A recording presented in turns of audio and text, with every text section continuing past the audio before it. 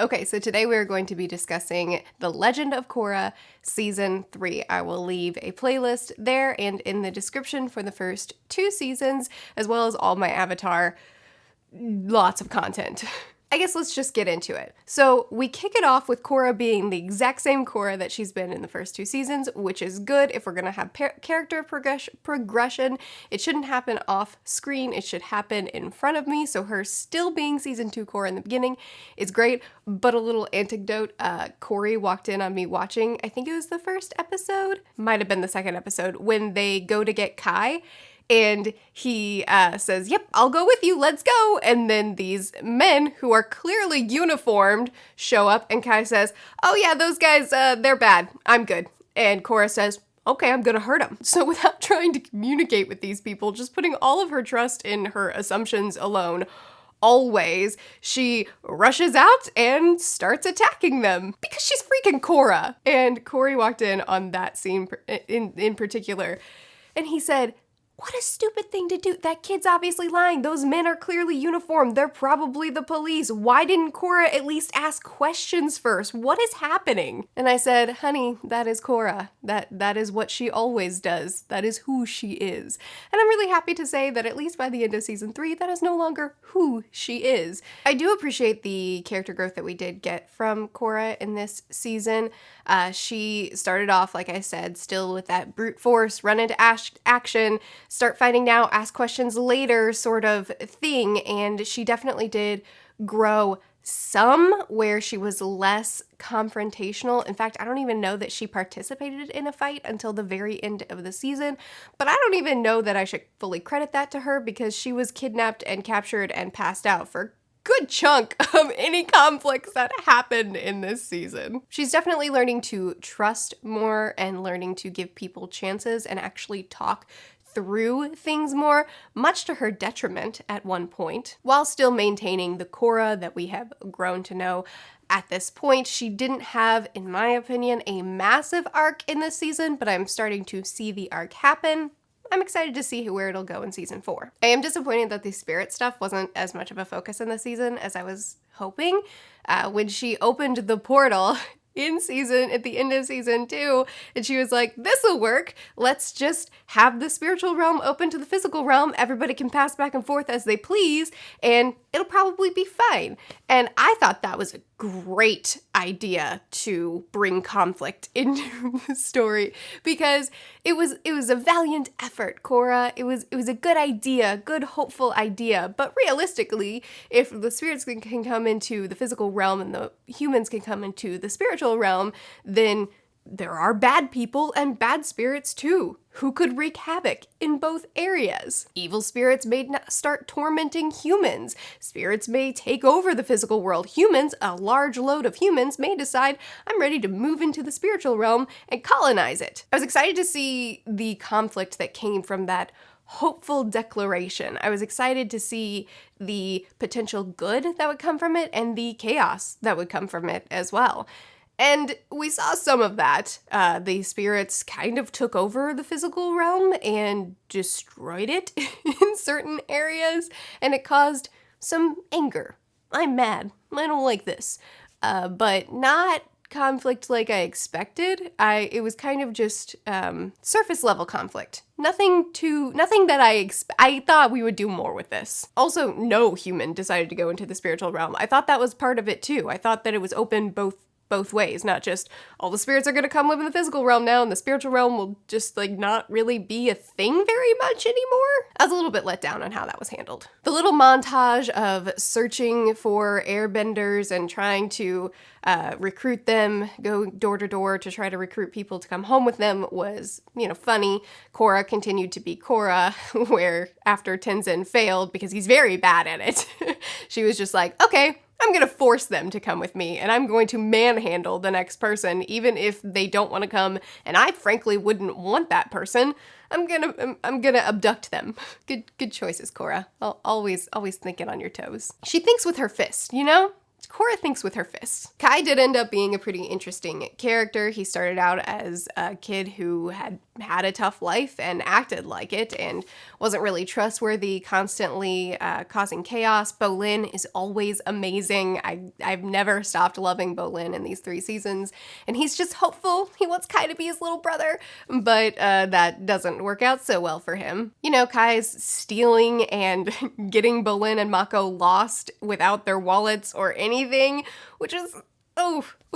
But then he grows into a really caring, empathetic, sweet kid that is a great airbender and that genuinely tries to help people. When he was captured by the Earth Queen and then he was helping out the kid next to him, that was really sweet. He wants to help Jinora. He wants to help Jinora stand up for herself to her dad, and he wants to help the air bisons that are captured. He really grows into a cool kid that just needed some nurturing and direction, which I appreciated. Jinora as well continues to be awesome. I did not like these kids in season 1. I found them to be so annoying, but Jinora really grew in season 2 to be not only instrumental, but a really interesting character, and she continued that in season 3, which I enjoyed. She tried to help her dad lead the air nomads that were in training with him. She tried to help counsel Kai, and she was continuing to learn to be an air nomad and wanting her tattoos. She stood up for herself. She continued to be instrumental for the crew.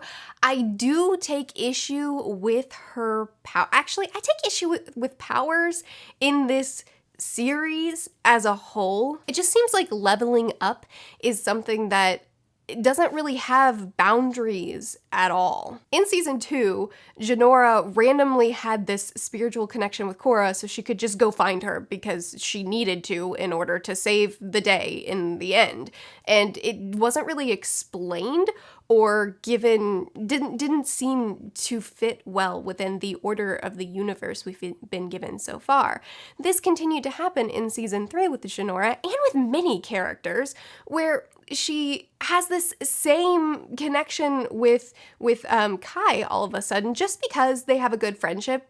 Well, they have for like a week, and she has a crush on him. So surely she must also have this deep connection that allows her to have a spiritual link to him because she needs to for plot. And I don't know, it seems like this keeps happening, like with Zahir, who has has studied the air nomads for a long time before he gets his airbending abilities, but he just is, every other airbender can do a little gust of wind and then loses control, but Zahir is basically a master from the second he gets his powers. And I'm cool with him having more power and more strength than your average new airbender because he has been studying the air nomad lifestyle for a long time, or at least he did before he got captured 13 years ago. But the level of ability that is basically on par with any other airbender we know at this point, from the first day he gets his powers, I don't like that. That doesn't seem reason. I would have preferred if he had a good amount of power because he understands the air nomad lifestyle, so I can reasonably believe that he gets stances and he understands patience and how to connect with his new powers. So I'll take a moderate amount of strength from him, and then as he's traveling with his friends, watching him meditate, watching him practice, watching him level up, rather than him just instantly being leveled up from the start because of head knowledge. I don't believe you. I don't believe that's enough. It just seems like, I guess I did have some issues with this in the original Avatar, The Last Airbender, where it seemed like people sometimes would level up too fast. Like Korra was a waterbending master after, 2 episodes that we saw training with the water master in the Northern Water Tribe, and Aang didn't learn nearly as fast as her, and Korra learned blood bending in about a second, and then she told the old lady, "You can't beat me, you can't bend my blood, I'm stronger than you." And it's like, what? She's been doing it her whole life. Korra, you learned 2 seconds ago, and you learned just because you needed to. So it is true that I did have some issues with leveling up in Avatar: The Last Airbender, but I have more issues in Korra. It seems to happen even more willy-nilly in this series, where it just, give me a reason. Why is this happening? But it just does. And there doesn't seem to be very many boundaries on this world and on what people's abilities are sometimes, and that frustrates me. One thing I loved was the city of Zaofu. I want to be there longer. This metal bending city that Sue's sister Lin runs, and I love Lin. I love her personality. I love her voice. Whoever voice acted her did a phenomenal job. I love her family dynamic and just even her past. When we got the backstory of Lin and Sue and why they have so many issues between each other, and it's largely because Toph was too suppressed and controlled as a kid, and so she gave her kids too much freedom, but then at the same time she really wasn't satisfied with the routes either of her daughters took. And just in general, Toph had a tough time being that nurturing mom that these kids needed, and then they grew up with Sue kind of emulating Toph and having a ton of baggage, and with Lin going her own way, finding herself, and then coming back and being this really cool leader. I really like Lin. I really like her family. I really like the city. It was cool to see more about metal bending. I really loved how much Bolin struggled with his metal bending, and I guess with Bolin, I kept waiting for him to metal bend because the narrative kept telling me Bolin's gonna metal bend, and that just seemed easy. You know what I mean? It just seemed like the easy option. Of course Bolin's gonna figure it out. He's gonna learn it at just the right time because that's what keeps happening. And I was so happy that he never did learn it, and instead he figured out that he could lava bend, which is a new ability that works within the magic system. That's one thing that I do appreciate that this series is doing, is it's constantly expanding what benders can control, much like Avatar: The Last Airbender did with Toph learning how to metal bend, becoming the first metal bender. And now, as time has passed, we're seeing that more and more people are learning how to expand in their abilities and how to reach farther than just what it initially looks like they can do. Explosion bending. What's that thing that the guy with the eye and now the girl with the eye? Combustion bending, that's what it's called. That's another thing. I don't actually like combustion bending, but that's another thing that expands, that brings things further. And now we have lava, and I love that. I love this element of what Korra is doing to expand, because it logically makes sense that they can reach a little bit farther than on the surface you would think they could. And it's cool to imagine all the different things that benders can touch and can control, but I also appreciate that not every bender can. Not every earthbender can metal bend. Bolin is a great example of that. And not every earthbender can lava bend. I love that there's limitations to it, but also it feels boundless, but it also feels limited, and it works so well. And this is one element that I love that Korra is doing for expanding without making it limitless. Aang is a drill sergeant, so we're going back to the air nomads. Aang is trying to train up all these people. Well, actually, I completely skipped over the Earth Queen. Let's go back to the Earth Queen. The Earth Queen is a great character, a great tyrant, or a great depiction of a tyrant, and she's stealing from her people. She's manipulative, she's a liar, and she is capturing her air nomad or her airbenders and training them up to be in this army forcibly. Korra, of course, needs to save them, and we've already talked about how that all worked, and I don't really like Jinora's abilities because, again, they feel boundless and they're not really being explained well enough for me personally. She just needs some arbitrary connection that she somehow has with pretty much anybody that she has any sort of kind of relationship with. I mean, with Korra, we're close, we're friends, I like you. And then with Kai, we're close, we're friends, I have a crush on you. And it just seems so arbitrary. But then along with that, when we do free the air nomads, and then when we free the airbenders, and the airbenders decide to learn the nomadic lifestyle and train to be better benders with Tenzin. I love this because with Tenzin, I've kind of gotten the impression from him that the nomadic lifestyle is something that he strives for because he wants to be like his dad, but it doesn't come as naturally to him as what he would like. Like, he wants it to be natural to him, but it's just not. And And it's been clear enough. I mean, his outbursts of anger, his quick to being irritated, his inability to connect to the spiritual realm, and inability to let his daughter lead in a spiritual way because it should be him. All of these things have been a great build-up to what we see in season 3, and that is him being a drill sergeant and just trying to control everybody to an extreme degree. And I love that because that was built up to very well, and it's just more proof for my theory that this just isn't natural for Tenzin. This peaceful, like for Aang being a peaceful, passive, non-confrontational person wasn't just something that he trained in, but it was something that he truly believed in and that came very, very natural to him. And when he had to break away from that when he was facing Ozai, that was such an inner turmoil for him because he truly believed in the nomadic lifestyle and it was what he wanted for himself. And with Tenzin, I feel like he wants this because he wants to be like his dad, but it's not so natural for him. And I think that really went on display in this season when he just turned basically into the Earth Queen. I mean, they even said, this isn't better than when we were captured by the Earth Queen. This is horrible too. We want to see our families. We want to rest. We want to eat. And Tenzin's like, no, you don't get any of those things. Oh, I forgot to mention when I was talking about the metal bending city is the Truthseer, which, okay, I wonder why there's only one Truthseer in this city because Toph was able to tell if someone was lying through, feeling, and so obviously Toph is amazing. And no one can touch her, no one could be her, right?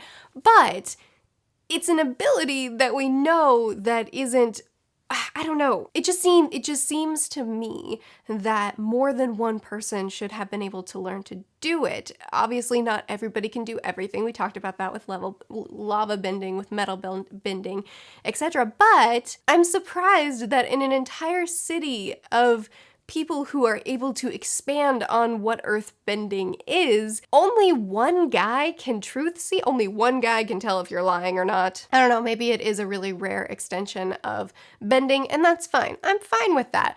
But can we talk about how obvious it was that he was the bad guy? I mean, did anybody not see that? Did anybody wonder if he was setting that guard up and lying? I mean, he's basically the only one in the city that can lie. And Lin trusts him with impunity. So what? That wasn't a surprising reveal, but it did lead to some interesting stuff when everybody was chasing after him and then they found him and then Korra had to go into the spiritual realm and then she faced off with Zahir. So I think one way that this season really thrived was in its villains. Not only were they just in general very interesting and very powerful people, but I really loved that Zahir didn't just try to fight her with brute force, didn't try to just, and I guess, what's his name?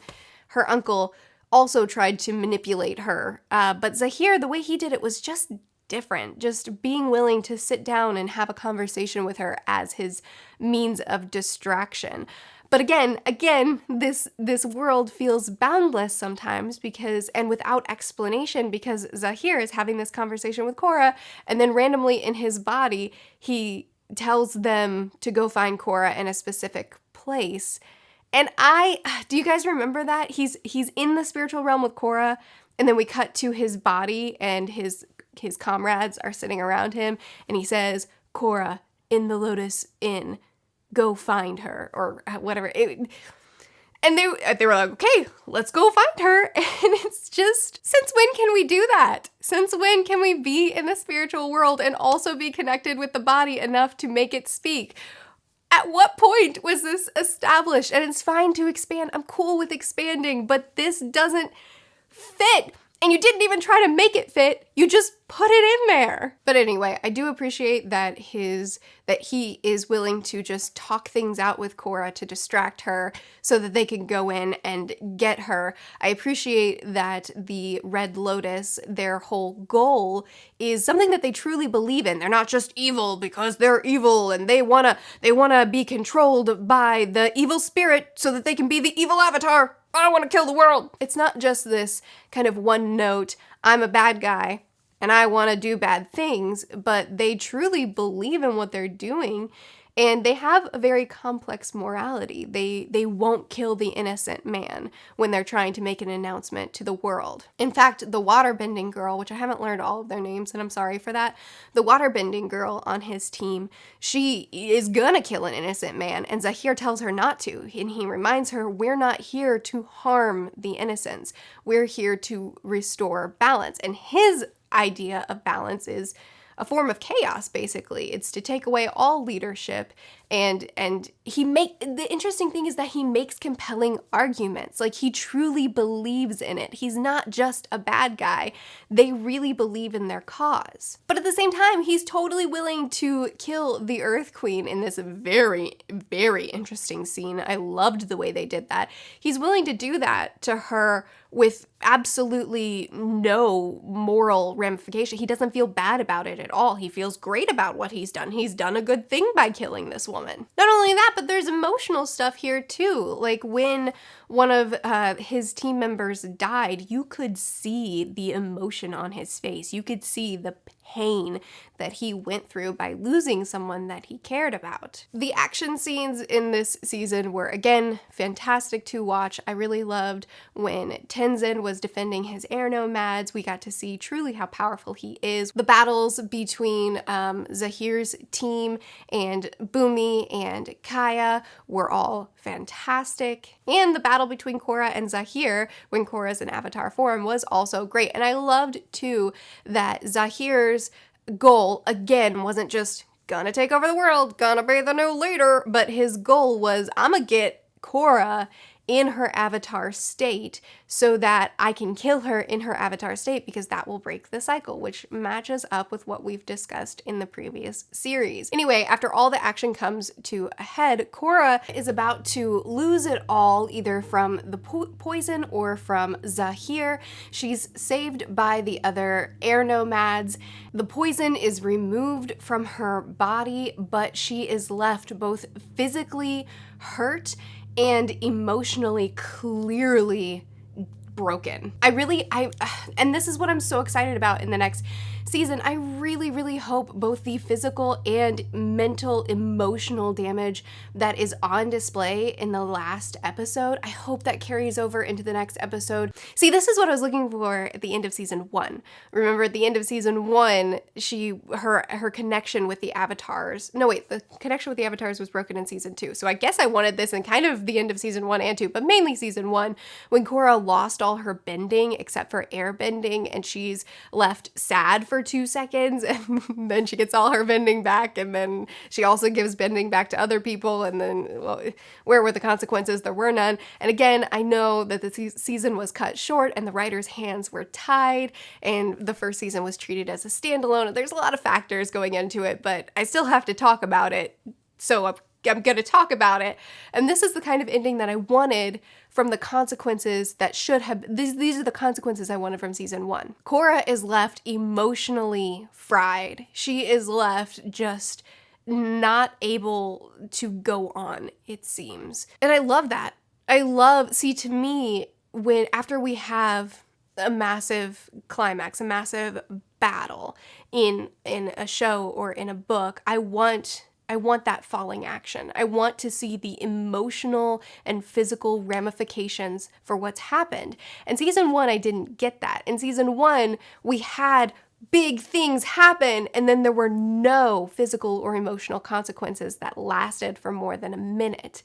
And with season 2, Korra shot rays out of her chest and was somehow a big spirit, even though she lost her connection with, and nothing really made sense. And again, I know the writers were rushed, but with season 3, I actually got that falling action. I actually got the consequences for what was happening, and I loved that. It makes me really excited for season 4 and to see where it's going. I think that this was the best ending of the 3 easily, but I liked the second half of season 2 more. Now, I didn't like the first half of season 2, so this is really hard for me to really rate or discuss because I have such mixed feelings. Because I didn't like the first half of season 2, but I really enjoyed the second half of season 2. I didn't have strong feelings about the majority of season 3. I enjoyed it, I watched it, and I had a good time watching it. But I wasn't over the moon about it, but I love the ending of season 3. So I don't know. Do I like season 2 or season 3 better? I'm gonna rate season 3 3.5 stars. I thought that it was good. I thought that it was solid. I still don't like, oh wow, I didn't even talk about Zuko. Zuko was back in season 3, and it was great. Zuko is still an incredible fighter and a really sweet guy. The honest truth is, I think that one of Korra's biggest failings for me, is that it's trying to use my nostalgia so hard to get me to like Korra. And at first, I was cool with it when the voice actor for Zuko played General Iroh. I thought that was a cool little thing. And then Iroh showed up in the spiritual realm in season 2, and I didn't really know how I felt about that. It felt a little bit too much like, hey, I could do this in any old way, but I'm doing it this way because you like Iroh. Like me too. And then season 3, we're bringing Iroh back again, and we're bringing Zuko in as an old man, and I'm starting to not like all this stuff. I'm cool with connecting us to Lin and Sue's past so we can see Toph in a quick flashback, and I'm cool with seeing Aang in quick flashbacks. I'm cool with Katara being there, but at some point, I feel like you're pulling on my nostalgia not for the sake of building the story stronger and showing us a little bit of these characters that are connected to the original, but now it's just like, we're just putting this in there so you can say, Zuko, I love Zuko, I must like this too. And I'm starting to feel like it's kind of like cheap, like you're pulling on my emotions to convince me to like Korra, and it's not working anymore. I don't know if that makes sense to anybody but me, but that is how I feel. I guess I just have kind of mixed feelings about it. It seems like people either love Korra or hate Korra as far as my comments go. And I guess I'm just kind of landing in the middle. I see so many things that bother me about it. And then I also see a lot of things that it has going great for itself. I am excited for season 4 just to see what happens with Korra and what her final arc will look like. So there you go. That's my review for The Legend of Korra season 3. Be sure to chat with me more about it in the comments. What do you love? What did I not mention? What do you not like about the series? What do you disagree with me on? I post videos every Sunday, Tuesday, Thursday, and Saturday. I'll see you guys again soon. Bye.